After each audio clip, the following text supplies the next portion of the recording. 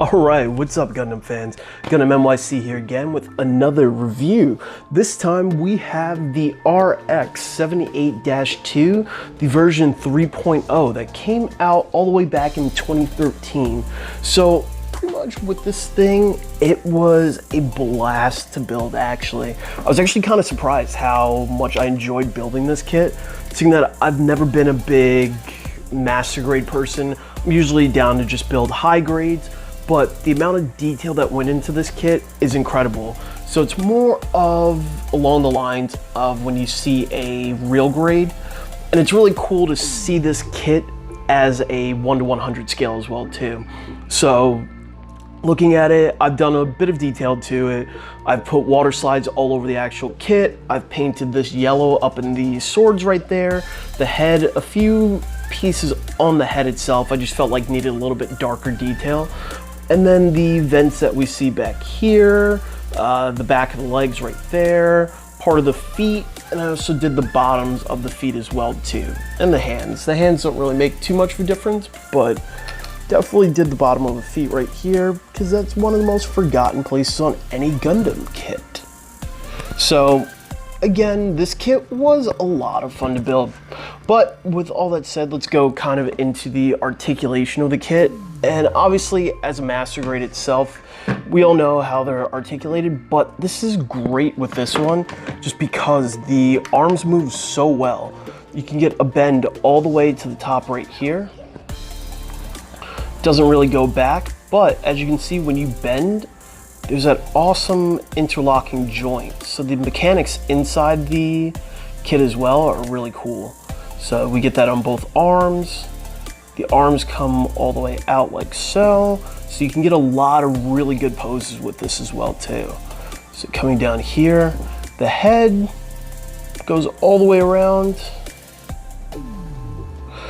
We've got some ab motion, but this is where the kit kind of lacks, is because there's a core runner inside of this kit right here. It's a little bit difficult. The waist is very loose. If you shake it, you can hear it rattle a lot. That's one of the big gripes that I have with this kit, is that how loose the waist is, is that little waist area. It's kind of annoying to me that it's so hollow on the inside, even with that core runner in there, but it doesn't take away from the overall kit itself. But going on to legs, you can get all the way up like this. The knees are on a ball joint, or the thighs are on a ball joint, so you can get even more. And then again, we have that really cool mechanism of moving it in and out. It's the real grade mechanism as well. And then the knees do the same thing as well too. Come up and down. So, like I said, the waist isn't that good. And the side skirt, there's a bit of an issue with it as well too. For whatever reason, the left side of my kit, the back side skirts don't seem to want to stay in place. They kind of fall a lot. It's not as tight as this one right here, where I can kind of move it around a little bit more easily, more freely. But, you know, beggars can't be choosers. Again, it's still a very good kit overall, so I can't really complain about some little details like that.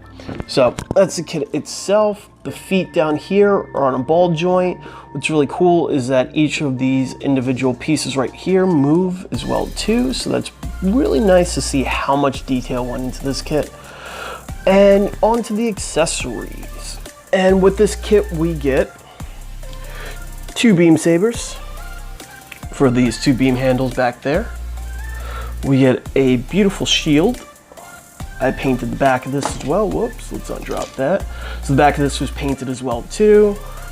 There we go, did some gold. I kept it pretty simple. I didn't want to go too in depth into the actual shield painting. And we've got a bazooka, painted the red inside of those little vents, whatever those are. I think those are the actual missiles themselves that go into the bazooka. The side of this as well too is painted black. I just didn't like how the entire piece was, this whole thing was gray, so I felt like it needed to be broken up with some sort of color, so I went with black for that. Decals all over this, that front. And then we have the beam rifle, the iconic beam rifle. So I decided to go with some silver Moltavo, however you pronounce it, chrome paint in there, and then I went over it with a top coat semi-gloss just to get rid of a little bit of the sheen, to give it more of that metallic feel. So I painted that inside, painted this. Even though this is traditionally yellow inside there, I didn't like how bright the yellow was, so I just painted the entire thing. And that's all the accessories that come with this kit. So my overall and final thoughts for this kit are, this is a definite buy for me. With the hip joint and the back of the kit, the back of the back skirts, even though those are a little bit messed up, the overall aspect of this kit is absolutely amazing. Definitely one of these kits that you need to pick up decals for as well too.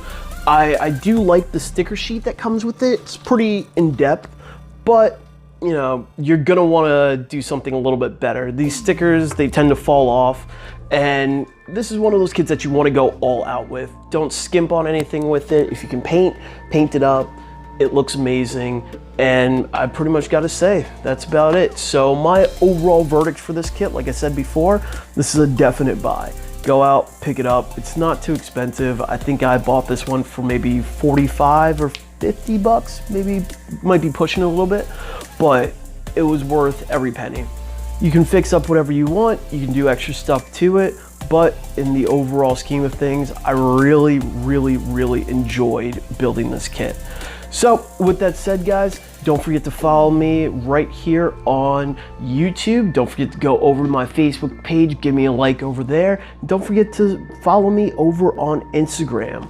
But until next time, guys, this is Gundam NYC signing out. Peace.